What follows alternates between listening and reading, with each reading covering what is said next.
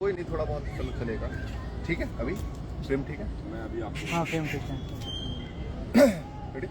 Start. नमस्कार, मैं ज्योतिष चौहान। यूजीसी और आरक्षण के मुद्दे पर पूरे एक हफ्ते से देश भर में बवाल मचा हुआ है और खासकर दिल्ली एनसीआर के इलाके में 21 तारीख की हमने तस्वीर देखी। सुबह से तमाम लोग जंतर मंतर पहुंचे, लेकिन उसके बाद क्या हुआ? रात 8 बजे पुलिस ने डिटेन किया, तमाम लोगों को जंतर मंतर से हटाया, जंतर मंतर को खाली करवाया। और इस तमाम मुद्दे पर बातचीत करेंगे। हमारे साथ आंदोलन के मुख्य चेहरे राज शेखावत जी हैं, जिनको आपने देखा होगा किस तरीके से लगातार उनको डिटेन किया जा रहा है अलग अलग जगहों पर, अलग अलग जब भी वो जंतर मंतर जाने की कोशिश कर रहे हैं। ग्रेटर नोएडा की तस्वीर देखी, तो तमाम तस्वीरों को लेकर बातचीत करेंगे। 21 तारीख की तस्वीर हमने देखी, किस तरीके से आंदोलन शुरू हुआ और कहा जा रहा है भाई सोशल मीडिया पे आंदोलन शुरू हुआ और फ्लॉप हो गया। क्या कहेंगे? देखिए, आरक्षण को लेकर युवाओं का कॉल था और हजारों की संख्या में वहाँ युवा पहुंचा, लेकिन ये जो भाजपा की केंद्र सरकार है वो भयभीत है, सामान्य वर्ग से अब डर चुकी है और इतना भय है कि उन्होंने उस आयोजन को होने ही नहीं दिया, अनुमति भी रद्द कर दी। फिर भी हजारों की संख्या में लोग पहुंचे। हमारा जो आयोजन था वो आयोजन था 23 तारीख का, 23 का शाह ऑडिटोरियम में, और यूजीसी को लेकर विशेष यूजीसी को लेकर रोल बैक को लेकर हमारा आयोजन था। अब 21 तारीख के आयोजन को हमारा पूरा समर्थन था, क्योंकि युवाओं का कॉल था और युवाओं को के कॉल पर समर्थन देना हमारा दायित्व है, क्योंकि यूथ ने कुछ एक इनिशिएट लिया है। अब 21 तारीख के पश्चात 23 तारीख का आयोजन था, उस आयोजन की अनुमति भी रद्द कर दी इन लोगों ने। जब हमने विरोध किया तो आपने देखा किस तरह से हमें ये डिटेन करके ले गए, और फिर इनमें इतना डर व्याप्त हो गया कि इन्होंने 5 घंटों तक, लगातार 5 घंटों तक इन्होंने मध्यस्थता की कोशिश की, संवाद की कोशिश की। बड़े बड़े आला अधिकारी आए, मिलकर गए कि भाई इसको लेकर आप क्या चाहते हैं, इस आयोजन की आवश्यकता क्या है। तो हमने वहाँ पर उनसे यही कहा कि भाई आपसे हमें संवाद नहीं करना, डेलीगेशन हमें केंद्र सरकार का चाहिए, जो यूजीसी को लेकर हमें हमारे साथ संवाद। इस तस्वीर को लेकर बहुत सारे सवाल उठ रहे हैं। आपने देखा होगा सोशल मीडिया पे लगातार कहा जा रहा है कि भाई आंदोलन से पहले सरकार से मिलने की जरूरत क्या थी। देखिए, मैं आपसे कहना चाहता हूँ, हम जब डिटेन है और हम लगातार इनसे लड़ रहे हैं, जब इनको ये भय लगा, ये डर गए, ये बिल्कुल हमारे सामने सरेंडर हो गए, तब इन्होंने ये व्यवस्था की, हमने नहीं की। हमारे पास तो फोन भी नहीं थे, फोन भी इन्होंने ले लिए थे, हम तो किसी के संपर्क में भी नहीं थे। और जब ये डेलीगेशन जो था, जिस डेलीगेशन से हमारी मीटिंग हुई, वो तो हमारे पास है, हम थोड़ी गए इनके पास। किसका फोन आया था आपके पास मुलाकात के लिए? किसके लिए? मुलाकात के लिए जो वहाँ पे अधिकारी थे, डीआईजी साहब, उन्होंने मेरे से संपर्क किया, मेरे साथ वो भाई डिटेन तो वहाँ डीआईजी मिश्रा साहब ने किया था।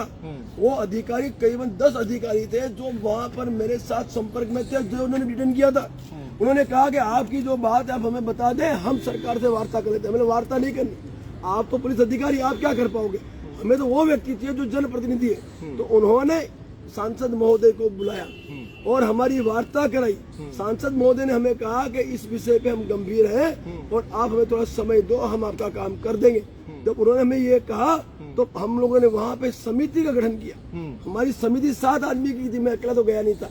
समिति 7 आदमी सभी थे, ब्राह्मण भी थे उसमें, और भी वैश्य भी थे, सारे थे उसमें, और क्षत्रिय भी थी। एक मिली जुली समिति थी, उस समिति को गठन किया गया। वो समिति ने जाके वहाँ पे वार्ता की है और उसकी अध्यक्षता मेरे पास थी, और मैंने तो बाकायदा वीडियो वायरल किया।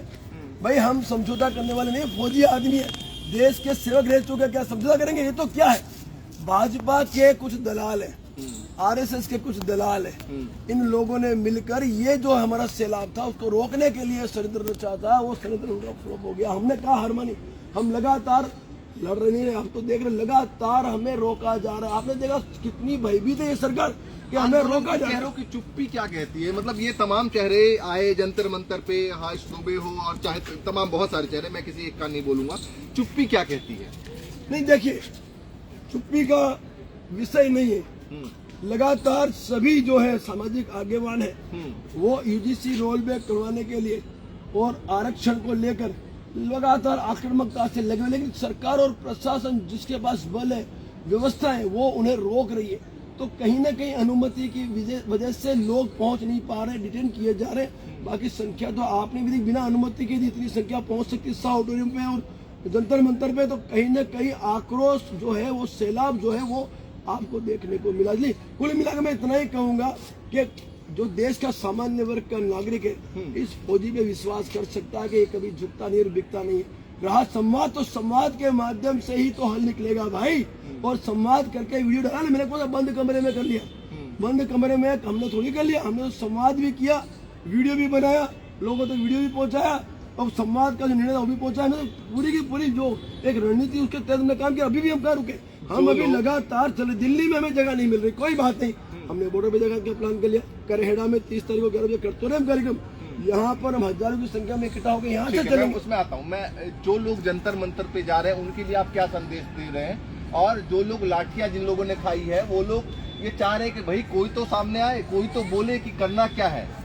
जो अब जंतर मंतर पे जा रहे हैं, जिन्होंने लाठियां खाई है वो जंतर मंतर पे न जाए, क्योंकि जंतर मंतर पे आपको जाने नहीं दिया जाएगा, वहां पर आपको रोका जाएगा। उसकी जगह आप 30 तारीख को 11 बजे करहेड़ा गांव जो है गाजियाबाद NCR में वहां पहुंच जाए, भारी संख्या में आ जाए। वहां पे हम इकट्ठा होके वहां से पद यात्रा के माध्यम से, पंचायत के निर्णय के माध्यम से हम दिल्ली चलेंगे, जहां से ये लागू हुआ है, जहां से रोल बैक होगा और लागू करने वाले दिल्ली बैठे। हमें अब आना है करहेड़ा, जहां से एक हो गए हजारों की संख्या में निकलेंगे। तो देखता हूँ कौन रोकता है, कौन लड़े बस हमारे। सवाल फिर वही है, दिल्ली जाना इतना आसान नहीं है। हमने देखा कि हजारों की संख्या में थे और फिर भी रात को 8 बजे पुलिस ने डिटेन कर लिया। यहाँ से दूरी लगभग 30 किलोमीटर की दूरी है, कैसे तय करेंगे? देखिए, ये लोकतंत्र है और लोकतंत्र में संख्या के सामने बड़ी बड़ी सरकारें झुकते हुए हमने देखी है। तो संख्या ही हमारा मुख्य उद्देश्य है। संख्या को लेकर हम लोग करहेड़ा में है ना पंचायत का आयोजन कर रहे हैं। ये जो संख्या है, ये संख्या लेकर जब हम चलेंगे, हम कहीं भी जहाँ भी हमें रोकेंगे वहाँ हमारा धरना प्रदर्शन शुरू हो जाएगा और वहाँ से हम हमारे सामान्य वर्ग के जितने भी नागरिक जो बच गए हैं उनको कॉल देंगे। हम अल्टीमेट देंगे सरकार को, भाई हम तो संवाद के लिए जा रहे हैं, संविधान के दायरे में रहकर हमारी बात रखने जा रहे हैं। फिर भी यदि सरकार नहीं समझती है तो जिस भाषा में समझेगी उस भाषा में समझा देंगे। ठीक है, एक सवाल सोशल मीडिया पे लगातार तैर रहा है कि आप लोग आंदोलन आरक्षण हटाने की बात कर रहे हैं या फिर आरक्षण में रिफॉर्म की बात कर रहे हैं? देखिए, आरक्षण पे अभी हम लोगों ने, मैं व्यक्तिगत मेरी बात करूं, आरक्षण मेरा विषय अभी इसलिए नहीं है क्योंकि वो विषय है 22 नवंबर का मेरा। अभी UGC के बाद मेरा विषय आरक्षण का। आरक्षण एक मुद्दे पे लड़ेंगे। सुनिए, अभी है UGC के विषय पर पूरा देश एक हुआ है। अभी UGC को अगले 10 दिन में रोल बैक करवा देंगे और 22 नवंबर को आरक्षण और एट्रोसिटी को लेके, SC/ST एक्ट को लेके फिर दिल्ली घेरने का हमारा प्लान है। तो उसके लिए हमारी इंटेलेक्चुअल टीम जो है वो बैठी है, वो पूरे तथ्यों के साथ मैदान में आएंगे हम लोग। देखिए साहब, 70 साल पुराना यदि कोई काला कानून है उसे उखाड़ फेंकना है आपको, उसमें यदि आपको रिफॉर्म भी करना है तो उसके लिए आपको 70 दिन तो चाहिए कि नहीं चाहिए? देशव्यापी आपको जाके लोगों को जाहिर करना नहीं पड़ेगा। तो हमारी पूरी रणनीति करता हम इस आरक्षण और एट्रोसिटी का भी इलाज करेंगे, लेकिन अभी हमारी जो मुख्य लड़ाई है वो UGC रोल बैक को लेकर है। विसंगतियां दूर करवानी है और बच्चों के भविष्य को। एक सवाल मेरा ये है, सोशल मीडिया पर लगातार अलग अलग बातें तैर रही हैं, इसमें एक सवाल ये भी है कि क्या जो जिनको आपने कहा या हर्ष दुबे है, शिवम सिंह है और तमाम लोग जो ने क्या जल्दी कर दी आंदोलन को बुलाने में? नहीं, एक्चुअली मैं लोगों को बुलाने में, मुझसे हर्ष मिला था, RB सिंह मिले थे मेरे से, मेरी उनसे 2 घंटे वार्ता हुई। मैंने हर्ष से यही कहा था कि अभी ये विषय बिल्कुल पका नहीं है। इस विषय को पकाने के लिए हमें सोशल मीडिया के साथ साथ मैदान में उतरना पड़ेगा। मैंने उस बच्चे को समझाया, पर उसका हौसला मुझे तोड़ना नहीं था, इसलिए मैंने उसको कहा कि आप आयोजन करो, आपने कॉल दे दिया है तो इस कॉल को आप पूरा करो। और मैंने उनसे ये कहा था कि इस कॉल के माध्यम से आप इकट्ठे हो जाओ और उसी दिन आप एक अगली तारीख की घोषणा करके देशव्यापी उसमें निकल जाओ। फिर वहाँ क्या घटना घटी थी मुझे पता, क्योंकि मैं पद यात्रा पे था, मेरा 23 तारीख का आयोजन था। 22 को मुझे आपने देखा उठा लिया पुलिस प्रशासन ने और पूरा घटनाक्रम आपके सामने। मैं इतना ही कहूंगा कि ये राज शेखावत को खरीदने वाला कोई पैदा नहीं हुआ है। राज शेखावत जो एक फौजी है और इसे झुकाने के लिए बलों ने ताकत लगा दी। देखा आपने कितनी ताकत लगाई है? राज शेखावत को 500 पुलिस कर्मियों ने सिविल ड्रेस में, यूनिफॉर्म में रोकने की पूरी ताकत लगा दी। क्या रोक पाए क्या? ठीक है, स्वर्ण समाज बीजेपी का वोटर माना जाता है, कट्टर वोटर, तो अब ये कट्टर वोटर सोच क्या रहा है? क्योंकि ना तो आपके साथ कोई अलग पार्टी है जो विपक्षी पार्टी है, ना बीजेपी है, सोच क्या रहा है वोटर? स्वर्ण समाज आक्रोशित है और सबने ये सुनिश्चित कर लिया है, अपनी अपनी कुल कस्में खा ली है कि अब भाजपा को वो मतदान नहीं करेंगे, उसका बहिष्कार करेंगे। विकल्प हम देंगे, विकल्प इस स्वर्ण समाज को हम बहुत जल्द देंगे।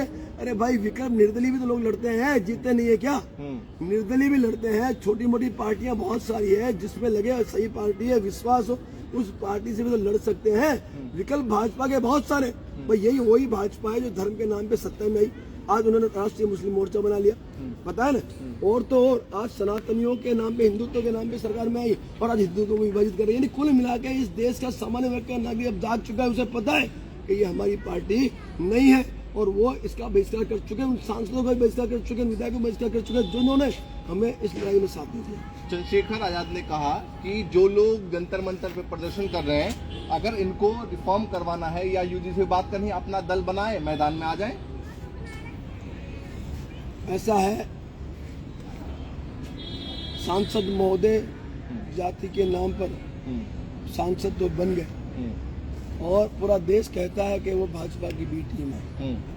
तो बिल्कुल, जब देश ही कहता है तो भाजपा की बी टीम ही है। और कहीं न कहीं भाजपा ने उसे खड़ा किया है मायावती जी को खत्म करने के लिए, उस बस बहुजन समाज पार्टी को खत्म करने के लिए। तो ये पूरा एक राजनीतिकरण है। लेकिन मैं इतना ही कहूँगा सांसद महोदय से कि जब क्रांति आती है ना, जब क्रांति आती है तो विकल्प अपने आप खड़े हो जाते हैं और विकल्प हम खड़े कर देंगे, उनको परेशान होने की जरूरत नहीं है। विकल्प हमारे पास है। मैंने कहा अखंड करनी पार्टी मैंने भी तो बनाई है, उसके अलावा और भी कई पार्टियां भी बनी है। जो पार्टी जिसको सही लगे बैठे, लेकिन निर्दलीय भी तो अपने विकल्प है, वो चिंता हमें नहीं है, विकल्प हमारे पास है।